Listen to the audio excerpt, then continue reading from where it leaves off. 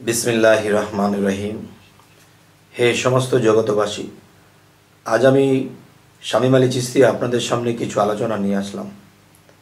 तबे आजकेर आलोचनाटी होबे जे आमाके एमन कोनो व्यक्ति जिज्ञासा करलेन जे आल्लाहर इबादत जारा ना करबे एटा एकटा विषय, आबार जारा आल्लाहर इबादत करबे এটা একটা বিষয়।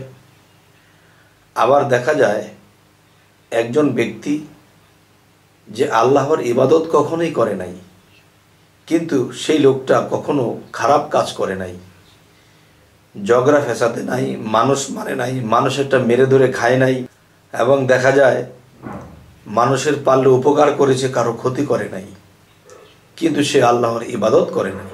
তাহলে এই বিষয়টা কি বুঝবো? যারা ইবাদত করেছে তারা জান্নাতে যাবে, যারা ইবাদত না করেছে তারা দোজখে যাবে। তাহলে যারা ইবাদত করে নাই কিন্তু জীবনে কোনো খারাপ কাজ করেনি, তাহলে সে কোথায় যাবে? আমাকে এমন একটি কথা রাখলেন, যিনি এমন একটা কথা রাখলেন, আমি তাকে উত্তরটি দিচ্ছি কিন্তু সকলের উদ্দেশ্যে। দেখেন, একজন মানুষ লেখাপড়া করতে করতে করতে করতে সে জজ ব্যারিস্টার হয়েছে, ডাক্তার ইঞ্জিনিয়ার হয়েছে, সে এখন অনেক টাকা পয়সা ইনকাম করে, সে ভালো মন্দ খাচ্ছে, মানুষের বিচার আচার করছে, মানুষের ক্ষতি মন্দ সব কিছু দেখছে, ভালো কিছু।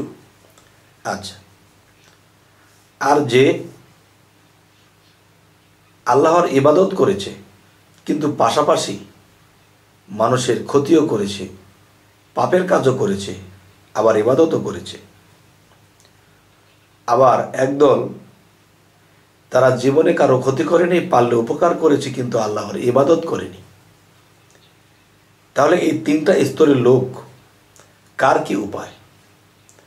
প্রথমটা বলবো, যারা আল্লাহর ইবাদত করেছে, আল্লাহর প্রতি ঈমান এনেছে, রাসূলগণের উপর ঈমান এনেছে, এই লোকগুলো যদি কোনো মানুষের ক্ষতি না করে থাকে তাহলে তারা জান্নাতে যাবে। আর যারা ইবাদত করেছে, মানুষের ক্ষতিও করেছে, আল্লাহর ইবাদতও করেছে, আবার বিভিন্ন লোভ লালসায় মানুষের অত্যাচারীও করেছে, তাহলে এই লোকগুলা আবার আল্লাহকে বিশ্বাসও করছে, আবার ইবাদতও করছে,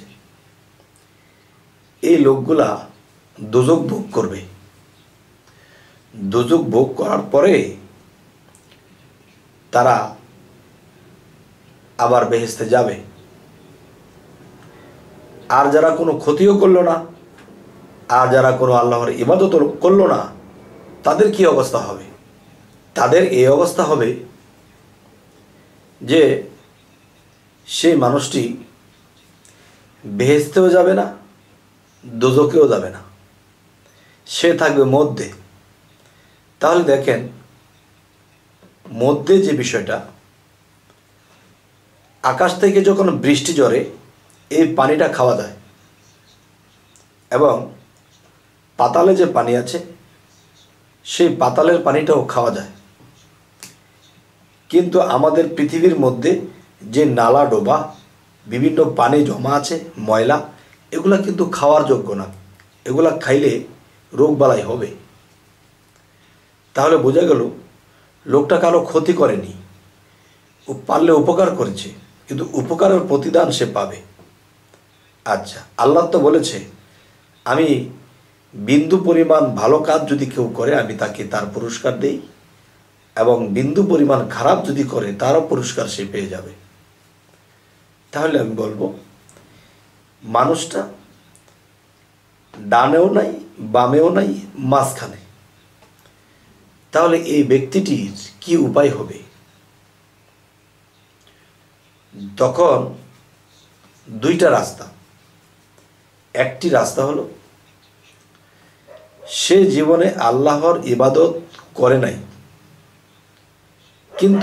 কিন্তু দেখা যায় আমরা যেহেতু তরিকতের জগতে আছি, তাহলে আমরা একটা জিনিস বিশ্বাস করি যে মানুষের দেহের মৃত্যু হয়, কিন্তু আত্মার মৃত্যু হয় না।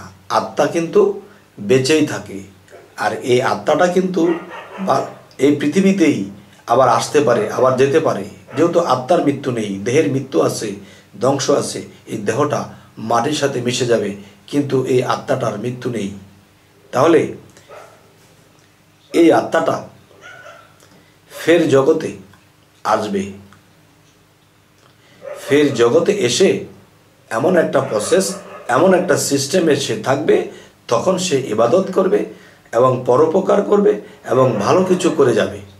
তাহলে সে যেহেতু কারো ক্ষতিও করেনি, আবার কারো আল্লাহর ইবাদতও করেনি, কিন্তু পারলে উপকার করেছে, কিন্তু এর প্রতিদানে তাকে আবারও পাঠানো হবে।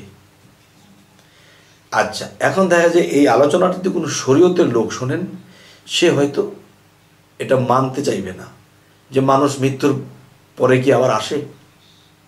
কিন্তু এই কথাগুলো কোরআনে স্পষ্ট করে না, কিন্তু অস্পষ্ট আছে। দেখেন, হাদিসে যদি যাই, যে মানুষ যখন হাসরের দিন উঠবে, তখন সেখানে আল্লাহ তাকে জীবিত করা হবে। হাসরের মাঠ, হাসরের মাঠ শব্দের অর্থ কি? যে হাসরের মাঠ, বালুচর কিংবা মরুভূমি।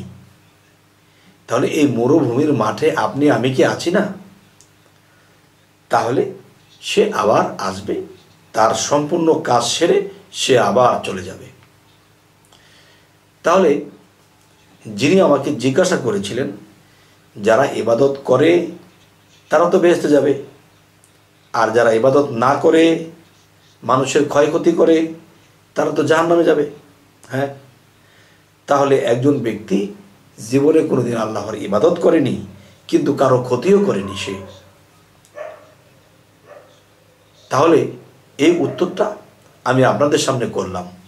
তবে এই উত্তরটা কি আপনাদের মনোগত হলো কি না অবশ্যই জানাবেন, এবং আমাদের চ্যানেলের আলোচনা যদি আপনাদের ভালো লাগে তো অবশ্যই সাবস্ক্রাইব করে নেবেন, পরবর্তীতে যেন ভালো আলোচনা এনে দিতে পারি।